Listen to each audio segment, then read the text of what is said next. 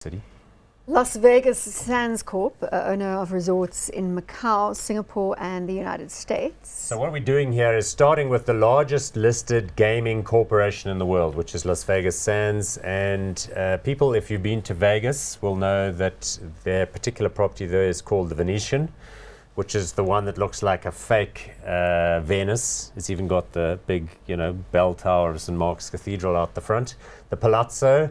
And then Macau, right? Macau is sort of China's gaming destination. And we also had the Sands Expo Center. That's in Las Vegas too, yeah. That's Market where cap? Frank Sinatra used to hang out with the Rat Pack. That's the biggest single convention center in the world, privately owned. I don't know what government owns a convention center bigger than that, but that is the biggest in the world. Well, there you go. Market cap, $36.8 billion US dollars. PE ratio, 20.8, and a dividend yield of 6.2%. So this is the big boy. Yeah, this in is the big sector. one. But not all enormous. over. I mean, $36 billion worth of market cap is not No, too but the enormous. actual footprint on the ground is enormous. And it's not just in Las Vegas. There seems to be all these other little gambling destinations in throughout the United States, in Maryvale, and I thought they only had it at Las Vegas and Atlantic City, but there's quite a few destinations here. Look, it's interesting reading their financial report. It's typical American. They go on and on and on about how fantastic there is and their room rates and how the gaming revenue is up 4%. But if you exclude the following, it's up 3%, and they're very proud of us, and they go on for pages and pages and pages of how fantastic it is. Then in the last paragraph, you hear their earnings are down 40% because of a change in tax And rates their and tax. Did you go No, through the their outlook's outlook? not bad. Look, these are solid establishments. The problem to me, the dividend yield looks fine, and I don't think the dividends are under threat. These are heavy cash flow businesses.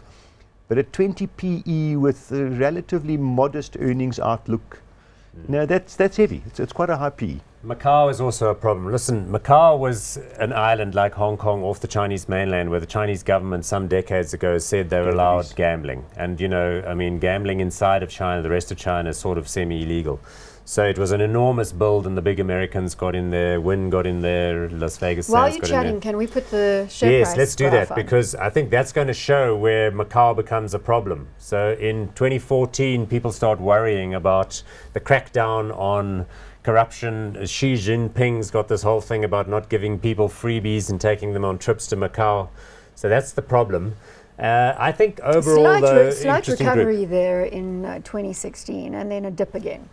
There's something else I want to put on the table about this company. It's got an extremely colorful founder and CEO whose name is Sheldon Adelson. He's one of the major supporters of the Republican Party in America, and also a major supporter of Israel and the US's relationship with Israel. So he's an extremely conservative and very influential guy. He's like the 18th richest person in the world. He spends a lot of his money, and I'm talking billions of dollars, every time they have a presidential election in the US. So he'll be one of the guys writing checks for Donald Trump in this forthcoming election.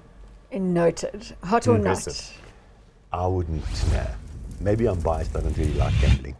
But no, Or 20 PE with mediocre earnings, I wouldn't think so. Hot or not? And the other thing about this is that you must understand, because of the scale of the building, there's a lot of debt that goes into these things. In 2007, 2008, this company basically was on the brink of bankruptcy, and Mr. Adelson's fortune went from like $30 billion down to just about zero. As and he now bailed he's it out. rebounded. So it is an industry that is prone to development and business risk. So I don't think it's the first choice destination for offshore money, no.